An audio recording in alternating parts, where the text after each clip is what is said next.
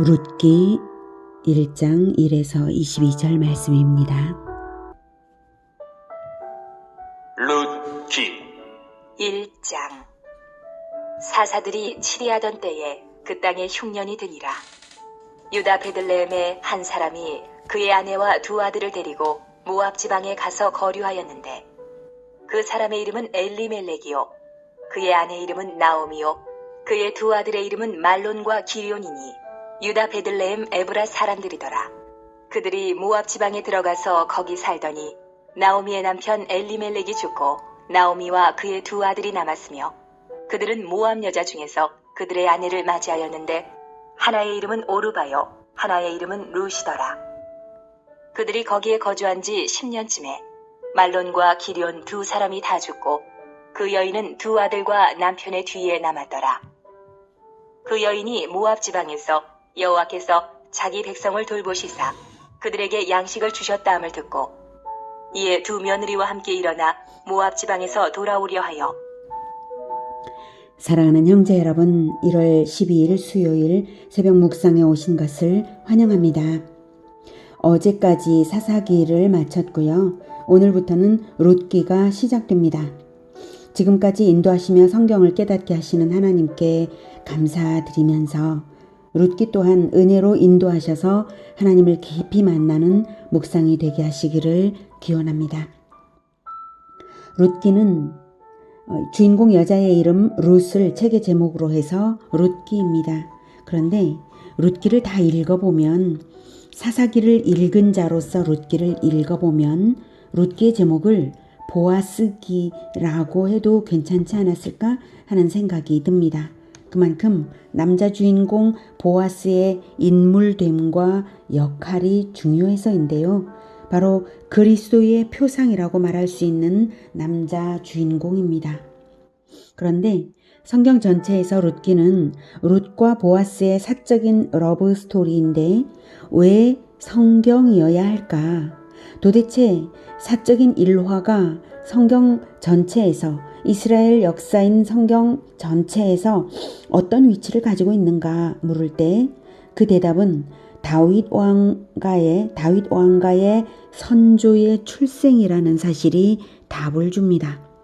즉 그리스도가 태어날 다윗 왕가의 시작점이 되는 이야기입니다.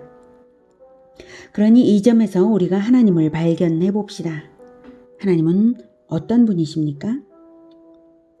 그리스도의 탄생을 위해 아브라함을 선택해서 2500년을 준비하시는 분이 바로 우리 하나님이십니다. 그 세월 동안 당신이 선택하신 사람에게 믿음을 키우시기 위해서 언약을 주시고 또 주시면서 믿음의 사람을 세워서 마침내 언약대로 그리스도를 보내시고 구원 언약을 성취하시는 하나님이십니다. 그런 하나님이시므로 사사기 칠흑 같은 어둠 속에서 단 한 명 말씀의 사람 보아스와 그리고 멸망의 나라 모압에서 단 한 명 구원받는 여인 룻을 선택하심으로써 그리스도의 왕가를 선택하시고자 준비하신 것입니다. 모든 인간들이 다 하나님을 버리고 소경이 되어서 살아갈지라도 하나님은 반드시 언약을 지켜 이어갈 사람을 남기셔서 마침내 언약을 성취하시는 하나님이십니다. 사사기의 어둠 속에서 룻과 보아스는 마치 밤하늘의 별들처럼 반짝이는 하나님의 사람들로 선택된 것입니다. 사사기의 마지막 말이 사사기 21장 25절에 그때에 이스라엘에 왕이 없으므로 사람이 각기 자기의 소견에 옳은 대로 행하였더라 하였는데요. 왕이 없는, 하나님이 분명히 왕이신데도 왕을 밀어내어 버려서 왕 없이 제멋대로 사는 그러한 사사기의 어둠을 헤치고 이스라엘 구원의 소망은 다윗 왕가가 시작되어야 비로소 되는 일입니다. 하나님을 신실하게 섬기는 진정한 다윗 왕가가 시작되어야만 했는데, 사사기 12명의 사사들을 세우셨지만 진정 왕적인 출발점이 되지 못했고 사사기 400년은 완전한 절망만 남았습니다. 완전한 절망 가운데 하나님은 너무나 작은 출발로서 머나먼 여정을 다시 시작하시는 것입니다. 보아스와 룻의 사랑을 통해서 한 아기를 낳게 하시려는 것입니다. 결말을 미리 말씀드리는 이유는 우리가 보아스처럼 룻처럼 하나님께서 선택하시는 그 주인공들이 되어야 하지 않겠습니까? 사사기에 실패하는 주인공들이 아니라 누군가는 진정한 왕가의 시작점이 되어야 왕가가 시작됩니다. 하나님이 우리를 선택하셔서 이 마지막 때에 재림주 그리스도를 맞이하는 최후의 주인공들이 되게 해야 하지 않겠습니까? 우리의 제자들이 반드시 재림주 그리스도를 맞이하는 주인공들이 되려면 바로 우리가 어떠한 성품과 태도로서 하나님의 말씀을 받아야 할지를 룻과 보아스를 통해서 배울 수 있기를 바랍니다. 또한 사사기 400년의 상황이 아무리 다급할지라도 하나님은 반드시 최초의 씨앗부터 차근차근 제대로 탄생시키고 키워서 일하신다는 것을 또한 생각할 일입니다. 현대사회와 교회가 처한 상황이 마치 사사기 같을지라도 이미 장성한 어떤 인간적 영웅보다 어린아이들을 키워서 구속사의 주역들로 세우실 것입니다.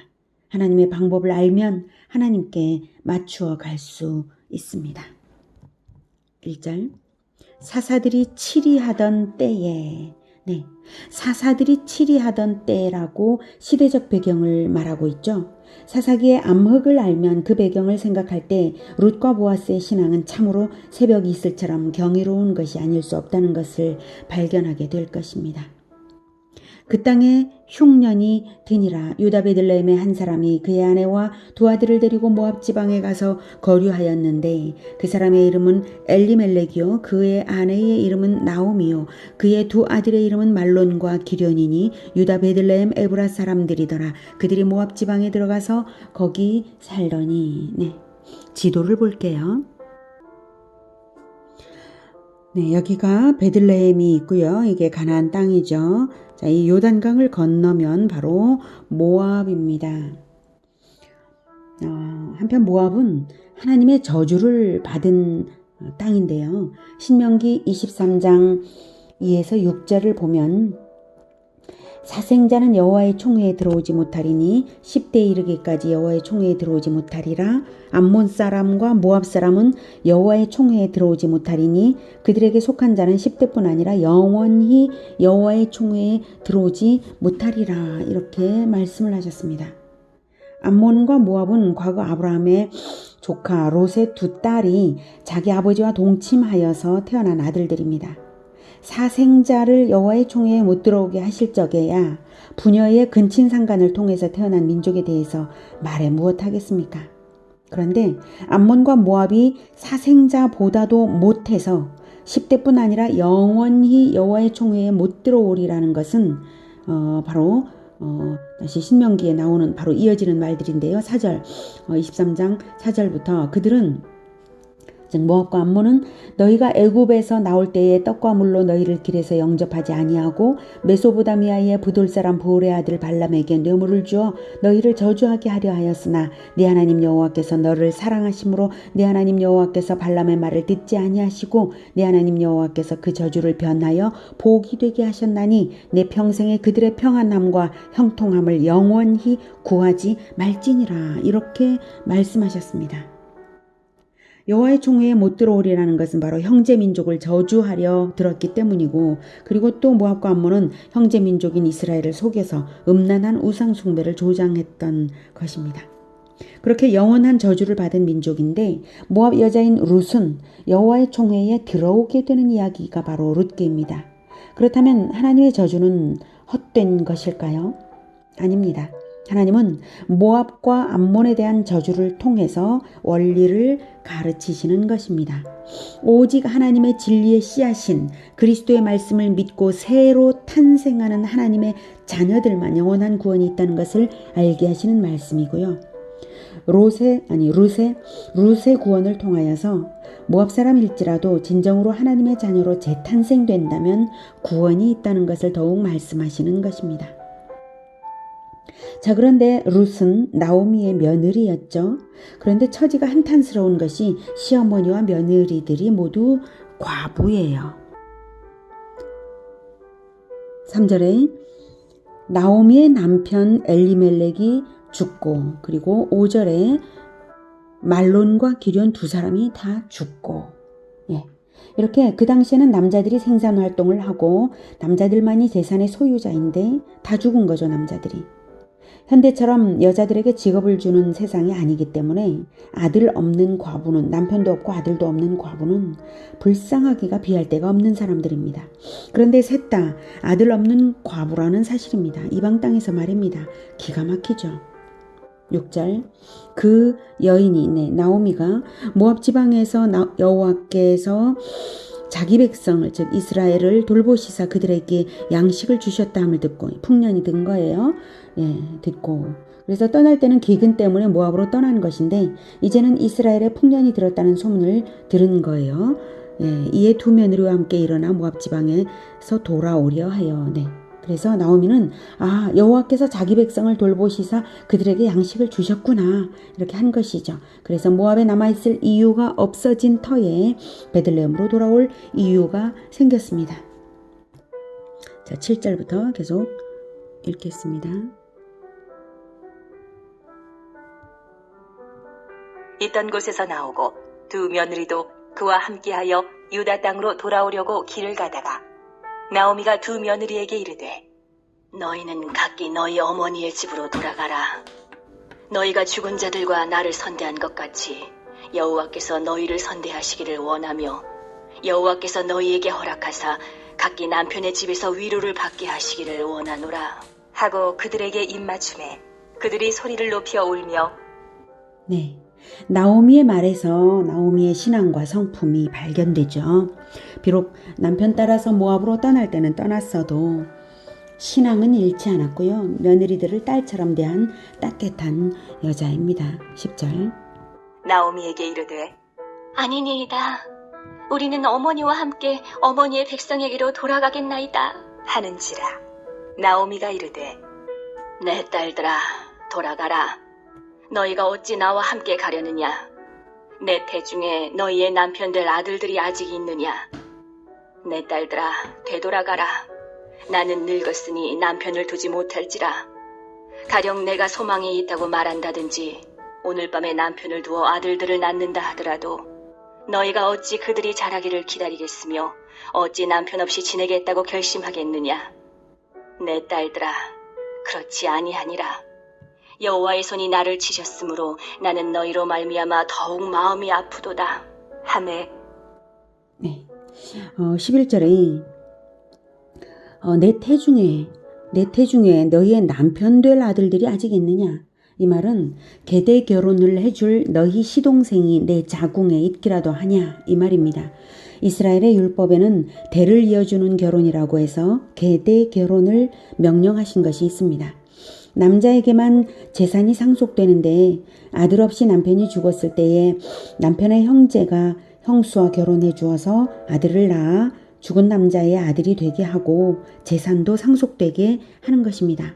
그래야 형제의 죽음을 기뻐하지 않고 형제에게 대를 이어주고 형제 가문의 재산이 남아있게 하는 그러한 선한 제도입니다. 그런데 계대 결혼 제도가 있을지라도 나오미에게는 두 아들이 다 죽어버렸고 다른 아들이 없으니 며느리들에게 계대 결혼을 시켜줄 수도 없다는 말이죠. 그리고 자기는 13절에 여호와의 손이 나를 치셨으므로 즉 회개해야 마땅할 자로서 축복을 기대할 수 없는 자라는 말을 나오미가 하는 것입니다. 자기는 회개하는 마음이 나오미에게 있었던 것을 알 수가 있습니다. 자, 14절부터 그들이 소리를 높여 다시 울더니 오르바는 그의 시어머니에게 입맞추되 롯은 그를 붙쫓아더라.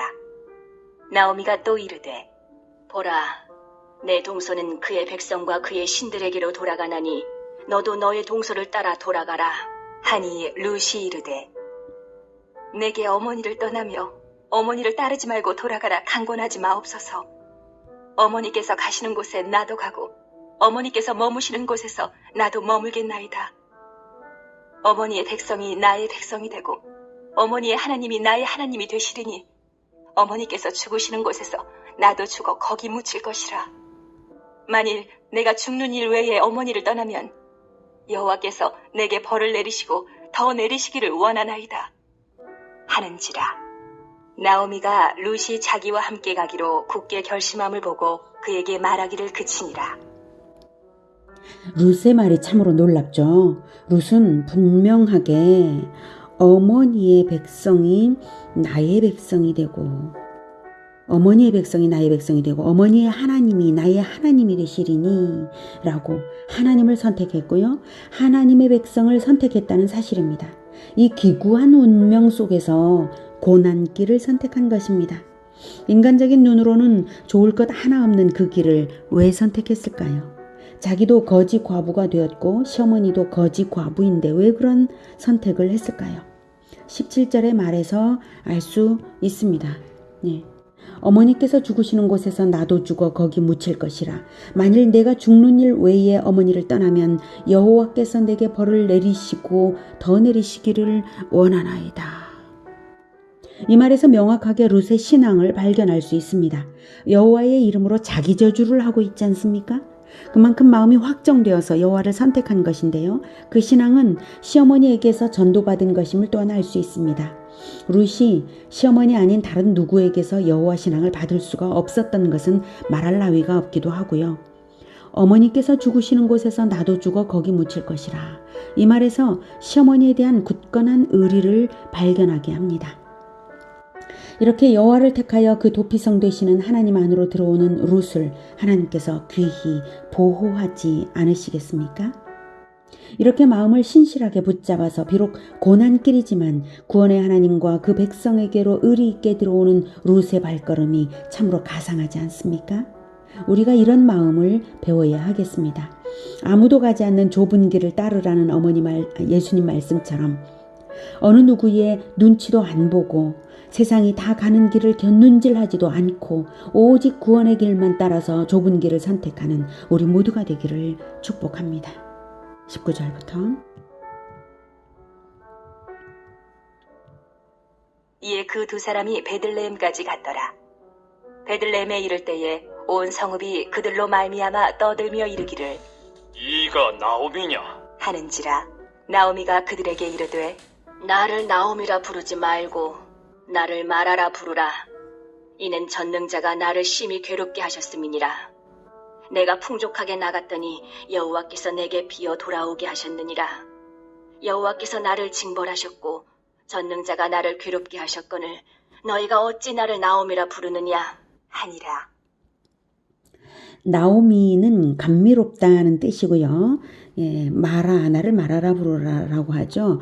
마라는 쓰다는 뜻입니다. 나오미가 과거의 기쁨을 의미한다면 마라는 현재의 고난을 의미하는 말이죠. 중요한 것은 현재의 고난을 나오미는 순순히 받아들이고 있다는 사실입니다. 자신의 실상 그대로를 하나님 앞에서 분명하게 적나라하게 직면하고 있는 것입니다. 그러기에 자기는 회개해야 마땅한 자일 뿐이라는 뜻으로 하는 말이죠. 22절 나오미가 모압 지방에서 그의 며느리 모압 여인 룻과 함께 돌아왔는데 그들이 보리 추수 시작할 때에 베들레헴에 이르렀더라. 보리 추수를 시작할 때였으므로 보리 추수를 배경으로 해서 이야기가 앞으로 진행될 것입니다. 마라처럼 쓰디쓴 인생이 시작된 것 같지만 사실은 보리 추수처럼 풍족하고 기쁜 이야기가 될 것입니다. 오늘은 하나님께 돌아오되 세상 눈치 안 보고 신실하게 마음을 확정하여서 하나님을 선택하는 사람을 하나님께서 기쁘게 사용하셔서 마침내 구원의 역사를 이끌어갈 왕가를 시작하실 것을 보았습니다. 하나님 한 분만으로 만족하기로 결단하며 좁은 길을 의연하게 가는 자들이 바로 왕적인 계보를 시작하는 자들이 될 것입니다. 바로 그런 자들을 통해서라야만 흔들림 없이 성경 교육은 대를 이어갈 것이고 진리의 불빛이 꺼지지 않을 것이기 때문입니다. 하나님 한 분만으로 만족하며 그리스도 예수님만 따르는 좁은 길을 의연하게 걸어가는 우리 모두가 되기를 축복합니다. 기도하겠습니다. 하나님, 우리의 삶이 아무리 마라처럼 쓸지라도 하나님께서 함께 하시고 우리가 하나님만으로 만족하며 의연하게 하나님과 연합된다면 하나님께서 우리를 보리 추수 때와 같이 풍족하게 만드실 것입니다. 그리고 왕가를 시작하실 것을 또한 믿습니다. 우리에게 왕같은 제사장이요 거룩한 백성이라고 하셨으니 우리가 진정으로 왕같은 제사장다운 그러한 길을 걸어가겠습니다. 성경 교육을 시작하고 중단하지 않으며 끝까지 진리의 빛을 밝히는 그러한 계보가 되도록 주님 우리를 사용하여 주시옵소서. 예수님의 이름으로 기도드립니다. 아멘. 이어지는 시간은 개인 기도 시간입니다.